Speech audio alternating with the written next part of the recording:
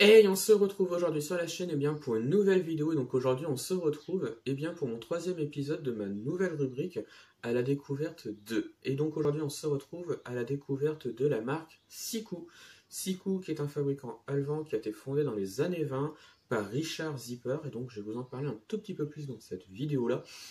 Je vais vous dire ce que j'en pense de ce fabricant-là et de son histoire. Alors malheureusement, je ne pourrais pas vous montrer de Siku puisque je n'en ai pas une seule dans ma collection. Malheureusement, je trouve que c'est quand même assez difficile d'en trouver. Enfin, pour ma part, surtout dans l'aile, j'en trouve pas énormément. Surtout dans les magasins non plus, j'en trouve pas non plus. Et donc je vais vous en parler un peu de ce fabricant-là et je vais vous dire ce que j'en pense à la fin. Donc Siku, c'est une marque qui a été fondée par Richard Zipper en 1921. Richard Zipper fonde une entreprise de fonderie à Ludenscheid, donc c'est en Allemagne tout simplement. Voilà. Et donc c'est un fabricant qui fabrique des articles de grande consommation tels que des couverts en aluminium ou des cendriers. Il faut savoir qu'à l'époque on ne fabrique pas encore des miniatures dans cette marque-là.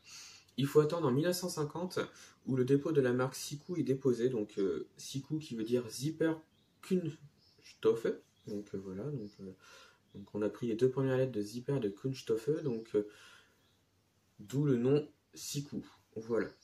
Siku, il faut savoir, fait partie des exposants du premier salon du jouet de Nuremberg, qui se tient donc en Allemagne, et il présente pour la première fois des jouets en plastique, tels qu'un camion de pompier qui est encore très connu et très recherché aujourd'hui. Je vais vous mettre une photo si j'en trouve une. Voilà.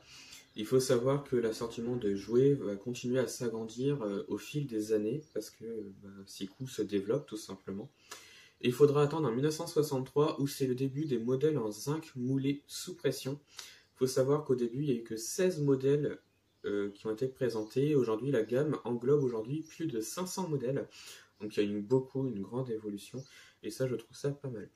En 1970, Siku change de design. Le violet, le magenta et l'orange sont adoptés successivement sur tous les emballages et les médias. Ce qui donnera aussi des beaux modèles en miniature. Voilà. Et il faut savoir que Siku expose en même temps au salon du jouet de Nuremberg sur un stand impressionnant. En 83 sont présentés les modèles agricoles, donc la gamme Siku Farmer, donc voilà un petit peu des affiches de cette gamme-là. Voilà, et donc ces modèles-là sont à l'échelle 1,32.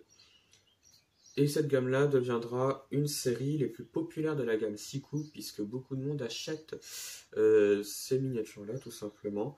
En 84, Siku reprend l'entreprise berlinoise Viking, fabricant qui fabrique donc des modèles en plastique au 1,87, 1,160, 1,32 et 1,43. Voilà, tout simplement. En 2004, Siku propose une gamme de tracteurs télécommandés. Voilà, donc ils sont vraiment tournés dans le mode agricole, comme vous l'auriez compris. Et cette gamme-là, donc de tracteurs télécommandés, existe encore aujourd'hui. Et donc, ce sont des modèles qui ont évolué au fil des années, tout simplement. Voilà. En 2007, un nouveau site de production est installé donc en Chine. Il faut savoir qu'il existait déjà des sites de production donc en Pologne et en Allemagne, mais comme la demande est énorme, il y a encore plus de demandes aujourd'hui, donc il fallait faire un autre site de production qui est situé en Chine. Voilà. En 2012, un musée Siku, parce que le U se prononce U, enfin le U se prononce OU en allemand. Un musée Siku s'installe en Allemagne, donc à Ludenscheid, donc la ville d'origine de la marque. Ce musée est dédié donc à Siku et à Viking, où plus de 3500 modèles sont exposés, que vous pourrez admirer dans ce musée-là. Donc voilà, c'est un petit peu la présentation de la marque Siku.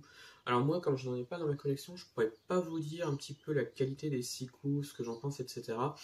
Mais en voyant des miniatures sur Internet, sur les réseaux sociaux, j'ai l'impression que c'est de bonnes miniatures qui sont plutôt bien faites, avec pas mal de petits détails sur certaines. Les prix, je ne connais pas forcément les prix, mais c'est pas trop cher non plus, j'ai l'impression. Donc voilà un petit peu ce que je pouvais dire sur ce fabricant-là. Dites-moi vous ce que vous en pensez donc de la marque Siku. Voilà, c'est des miniatures qui sont assez faciles de trouver en fait, tout simplement, puisque les magasins les proposent pour pas trop cher. Donc voilà. Eh bien, ça va être la fin de la vidéo, je pense. Donc, j'espère que cette vidéo vous a plu. Dites-moi ce que vous en avez pensé donc de la vidéo et donc de la marque que je vous ai présentée tout simplement.